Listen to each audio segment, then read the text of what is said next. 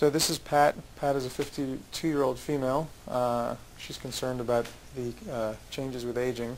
Pat's already had some laser treatments to her face, so you can see her skin quality is actually very good. What we're planning on doing today for Pat is a little Botox to the glabella region. She's concerned about the lines over here at the crow's feet, so we're going to do some Botox there. She's also concerned about the nasolabial folds. Ordinarily, when we do the nasolabial folds, we also very frequently do filler to the cheeks as well, but her cheeks are actually pretty full, so we're just going to do some to there.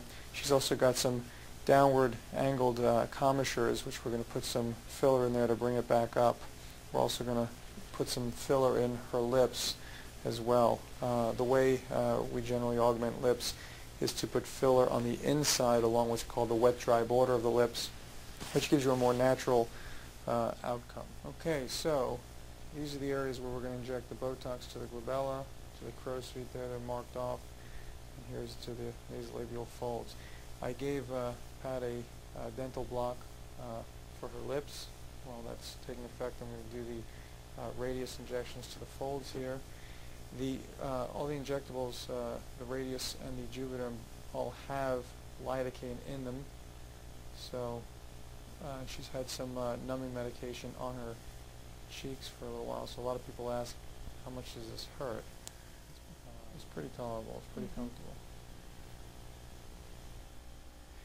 So radius is a thicker filler than the hyaluronic acid fillers. Radius is made up of a substance called hydroxyapatite, which is a substance that's naturally occurring in your bones. It lasts about 9 to 10 months. It goes very nicely in the folds here in the cheeks to fill out volume loss in the cheeks. So now we're going to do the commissures, which is the corners of the mouth. And you can see the commissures in a youthful mouth actually come up, and as you age they start to drop down as the upper or the midface starts to drop down on it.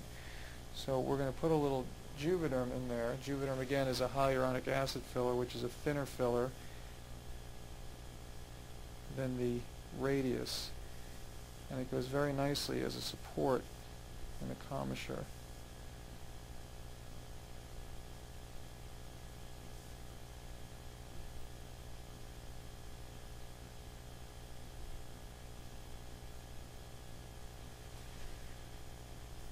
You can see how that starts to lift and elevate up the corner of the mouth. Okay. So you can see how it brings the corners of the mouth up, and that in conjunction with the fact that we're going to actually augment the lip a little bit with some Juvederm. So now we're going to augment the lip. She's had some numbing medicine on the inside of the lip as well as a dental block. When I do lip augmentations with fillers, I do not inject on what's called the white roll of the mouth, which is where I've seen some people do it. I think that's a very the white roll is an anatomic boundary that you don't really want to distort.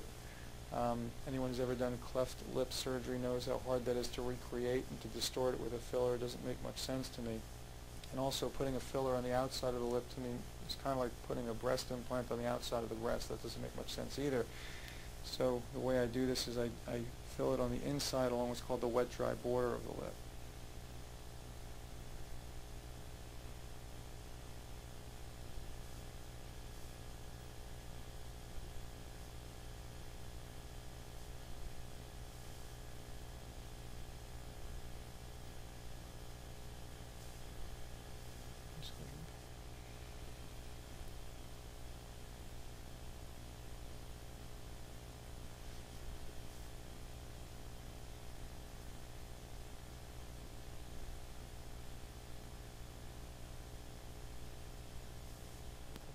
That?